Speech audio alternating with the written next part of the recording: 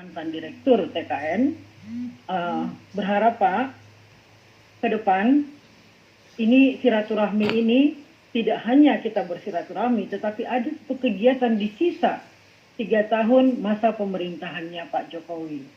Itu ya Pak Maman ya, supaya dari Sabang sampai Merauke bisa terakomodir, walaupun tidak semua, tetapi ketua umumnya saya lihat seperti yang dilakukan oleh Gus ini, sampai ratusan orang sebenarnya yang bisa hadir di sini, yang ketua umum mungkin separuhnya ya.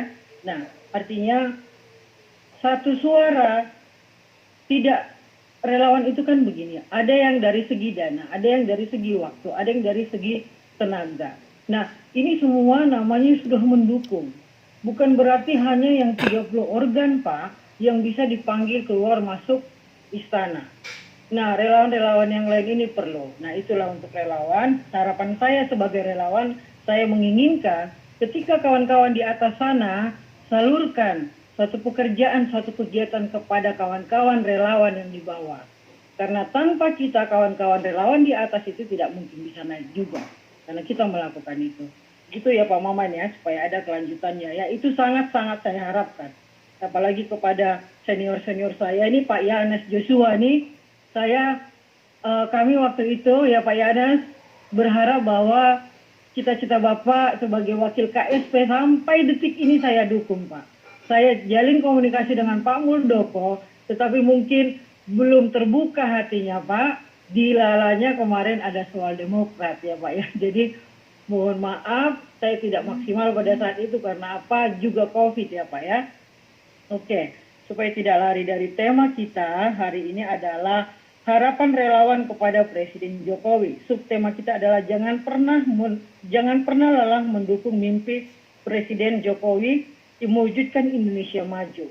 Saya mau mengangkat dari sejak Bapak Jokowi dari tahun 2014 sampai dengan 2019 masa pemerintahannya dengan Pak JK ini sudah menghasilkan pembangunan yang luar biasa.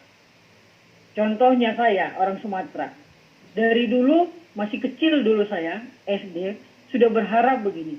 Ketika saya pulang dari Jakarta, saya lahir di Bandung, SD, SMP saya di Sumatera, tapi jalan itu lewat timur, lintas barat, katanya semua hancur.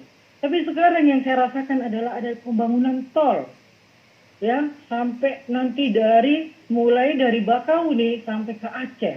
Yang sekarang mungkin baru sampai di Binjai ya Pak ya. Nah, ini sangat luar biasa buat saya sebagai orang Medan, orang Batak. Nanti saya pulang ke kampung saya, sudah luar biasa. Saya bisa harusnya 48 jam, mungkin hanya tinggal 15 jam. Nah, begitu juga pembangunan yang kita rasakan dari Tol Jawa. Nanti akan dibuat dari Merak sampai ke ujung sana, Banyuwangi. Begitu juga di Papua, yang sudah ada jembatan, ada bendungan, ada semuanya. Ini luar biasa. Saya angkat jempol kepada Bapak Jokowi. Saya mendukung beliau dari awal, walaupun saya di belakang layar 2012-2014. Kenapa saya dukung? Saya tidak peduli dengan siapa partai yang mendukung dia. Tetapi saya lihat dari awal adalah beliau adalah orang baik, orang yang sangat sederhana. Itu yang saya ambil. Jadi saya tidak peduli. Kemarin saya nyalek dari Nasdem atau PDP yang mendukung atau tidak. Profil pribadi beliau yang sangat saya dukung. Terbukti, ketika dia menjabat sebagai presiden, dia mau membangun sektor industri. Tetapi infrastrukturnya sangat terbatas. Dia mau membangun dari sektor maritim. Ikannya pada diambilin, tidak ada pelabuhan. Dia mau membangun dari sektor pariwisata. Jalan masuk untuk daerah wilayah pariwisata, infrastrukturnya belum ada. Lalu semuanya itu dijadikan oleh beliau sekarang.